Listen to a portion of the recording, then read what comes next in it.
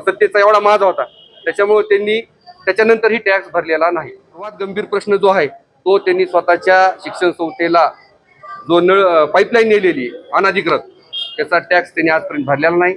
त्यांच्या शेतातले जे सालगडी आहेत त्यांच्याकडे पण त्यांनी पाईपलाईन, त्याची कसली नगरपालिकेत नोंद नाही.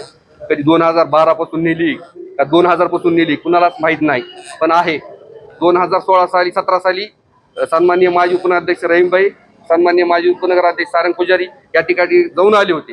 त्यांच्या लक्षात आलं की अनधिकृत आहे. त्याच्यानंतर त्यांनी डिपॉझिट काढलं.